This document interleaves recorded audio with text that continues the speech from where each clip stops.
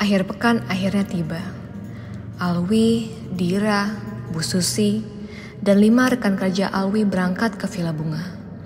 Dengan penuh semangat, 8 orang tersebut berangkat untuk menikmati aktivitas mereka selama 3 hari 2 malam di villa. Tanpa rasa cemas sedikit pun, cerita pengalaman seram mereka pun dimulai. Hari Jumat pukul 2 siang. 8 dari staf kantor bank swasta ini pun tiba di Villa Bunga. Tanpa berlama-lama, Alwi langsung menghampiri Pak Mamat yang kebetulan telah menunggu mereka sedari pagi. Setelah melakukan pembayaran sewa villa, Alwi langsung menghampiri Bu Susi untuk memberitahu bahwa semua urusan dengan pihak penyewa villa telah selesai. Dari 5 kamar yang terdapat di Villa Bunga, Bu Susi sebagai atasan membagi setiap kamar. 4 kamar dibagi untuk 7 stafnya, 3 kamar diisi 2 orang, kecuali kamar keempat yang hanya diisi oleh Dira. Sedangkan kamar utama digunakan oleh Bu Susi seorang diri. Akibat perjalanan yang cukup melelahkan, mereka semua memutuskan untuk istirahat sejenak sebelum melakukan aktivitas pertama di malam hari. Tanpa terasa, malam pun tiba. Alwi yang terlihat sigap langsung membawa kayu bakar untuk digunakan mereka semua membakar sate mentah buatan Reni. Ya, Reni ditunjuk oleh Bu Susi untuk mempersiapkan segala kebutuhan makan selama di villa. Bukan tanpa alasan, masakan Reni paling enak dibanding staf lainnya. Alwi langsung ke area belakang villa, menyiapkan kayu bakar sambil memastikan air di kolam renang telah diisi oleh Pak Mamat. Sambil menyiapkan perlengkapan bakaran, Alwi melihat dan teringat perkataan Pak Mamat tentang kolam renang tersebut. Sambil menunggu rekan-rekan lainnya, Alwi tiba-tiba dikagetkan dengan air kolam renang yang tiba-tiba muncrat ke tangannya. Alwi pun kaget bukan main. Wajahnya langsung panik tak karuan. Tak lama berselang, Dira langsung tertawa terbahak-bahak. Ternyata ia melempar batu ke kolam renang, yang mengakibatkan air tersebut mengenai Alwi. Sambil tertawa, Dira berucap, "Tuh kan, kamu mau penakut." Alwi yang kesal pun tidak bisa membalas perbuatan Dira. Ia memilih diam dan menerima candaannya. Waktu membakar sate buatan Reni pun dimulai. Reni dibantu Asti dan Nara untuk menyiapkan sate, sedangkan Ajeng menyiapkan nasi untuk santap malam mereka. Nara yang suka bercanda seperti Dira pun menanyakan tentang daging yang mereka bakar. "Ren, ini daging apa? Kayaknya kok alot banget." Reni membalas candaan Nara. "Daging orai, orai kadut." Suasana pun menjadi sangat cair. Senda gurau mereka pun terus berlanjut.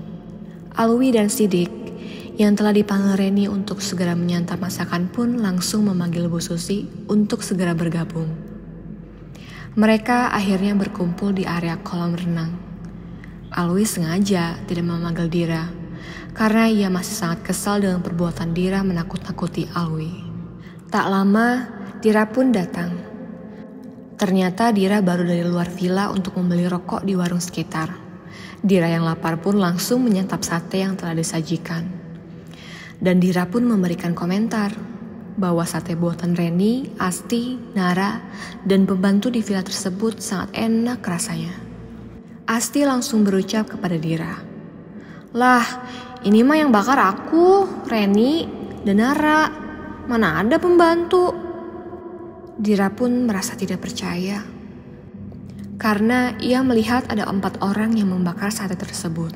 Agar suasana liburan mereka tidak jadi mencekam, Bu Susi langsung mengalihkan ke kegiatan malam mereka.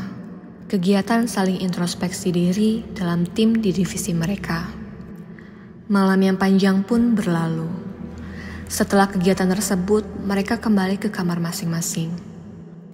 Dira yang mengantuk pun langsung segera menutup tirai kamarnya. Belum tuntas menutup seluruh tirai, Dira melihat sosok pembantu yang sebelumnya ia lihat di area kolam renang. Dira yang penasaran pun langsung segera keluar kamar dan menghampiri pembantu tersebut. "Teh, Teteh pembantu di sini. Teteh yang tadi ikut bantuin babakaran kan? Dengan lembut, sosok perempuan itu pun mengangguk sambil tersenyum. Dira yang merasa penasaran pun akhirnya bertanya nama dari perempuan tersebut. Dengan lantang, sosok perempuan tersebut mengenalkan dirinya. Nami Abi, Bunga A. Percakapan pun berlanjut antara Dira dan Bunga. Di waktu bersamaan, Alwi dan Sidik yang tinggal satu kamar pun melihat Dira yang sedang berbicara seorang diri. Alwi yang penakut langsung menyuruh Sidik untuk menghampiri Dira. Sidik terlihat tergesa-gesa menghampiri Dira. Dira pun langsung menoleh ke belakang dan menyapa Sidik. Sidik pun bertanya, "Lagi ngobrol sama siapa kamu, Dir?"